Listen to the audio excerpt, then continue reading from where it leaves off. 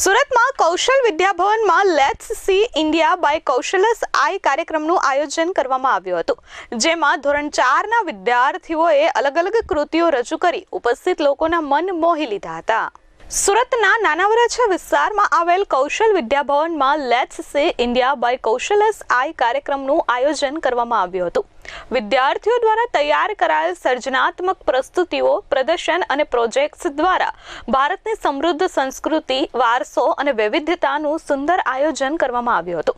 ભારત દેશના અલગ અલગ રાજ્યોના પહેરવેશ પહેરી ત્યાંની ઓળખ વિદ્યાર્થીઓએ પ્રદર્શિત કરી હતી. આ કાર્યક્રમનું ઉદ્ઘાટન સુરત શહેરના મેયર દક્ષેશભાઈ માવાણીના હસ્તે કરવામાં આવ્યું હતું. 215થી વધુ વિદ્યાર્થીઓએ આ કાર્યક્રમમાં ભાગ લીધો હતો.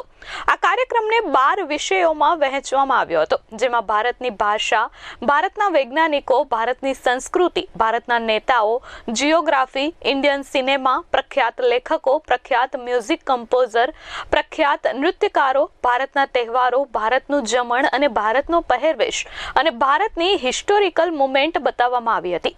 ધોરણ 4ના વિદ્યાર્થીઓએ તમામ વિષયો પર પોતાના મંતવ્યો રજૂ કર્યા હતા અને ધોરણ 2ના વિદ્યાર્થીઓએ એન્કરિંગ કર્યું હતું, જે એક અદ્ભુત અને આહલાદક હતું.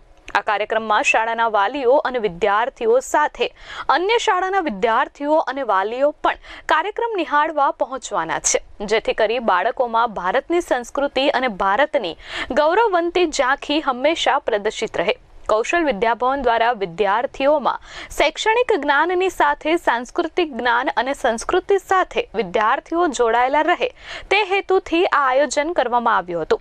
આ કાર્યક્રમ આગામી 3 દિવસ સુધી ચાલવાનો છે. ત્યારે આ કાર્યક્રમમાં કૌશલ વિદ્યાભવનના ટ્રસ્ટી પરબતભાઈ ડાંગસિયા, સુરત શહેરના mayor Daksheshbhai Mavani, S24 news ચેનલના સાધનાબેન સાવલિયા, કાનજીભાઈ ભાલાડા, વિલાસબેન સખિયા, નિલેશભાઈ જીકાદરા, પ્રકાશભાઈ નાગલા, રાજશ્રીબેન વાઘાણી, કાપોદ્રા પોલીસ ઇન્સ્પેક્ટર સહિત અન્ય મહાનુભાવો ઉપસ્થિત રહ્યા હતા અને વિદ્યાર્થીઓનો ઉત્સાહ વધાર્યો હતો. આજે કૌશલ વિદ્યાભવનમાં ભારતની વિવિધ પ્રાંતના ડ્રેસ સાથે એક કૃતિ રજૂ કરી છે. એ પણ પહેલાંથી મળીને 5મા ધોરણના વિદ્યાર્થીઓ કરી છે. એ અદ્ભુત કૃતિ કરી છે. આદરણીય પ્રધાનમંત્રી શ્રી કહે છે કે વિકસિત ભારત બનાવવા યુથોએ જોડાવવું જોઈએ. એ આદરણીય પ્રધાનમંત્રીશ્રીના મંત્રને આજે બળ આપવાનું કૌશલ વિદ્યાભવને એક સુંદર કાર્ય કર્યું છે. પ્રધાનમંત્રી શ્રી કહે છે કે આપણે આપણી વિરાસત પાસેથી પ્રેરણા લઈ અને ભારતને આગળ વધારીએ. તેનું જીવતું જાગતું ઉદાહરણ આજે કૌશલ વિદ્યાભવનમાં મને જોવા મળ્યું છે.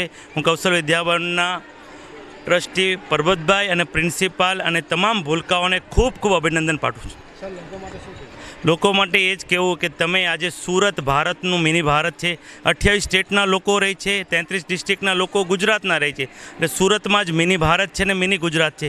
આખા દેશમાં વસુધૈવ કુટુંબકમની જો ભાવના ચરિતાર્થ કરતું હોય તો સુરત શહેર છે. કેમેરામેન મુન્ના મલબારી સાથે ધરતી પટેલ, S24 ન્યૂઝ, સુરત.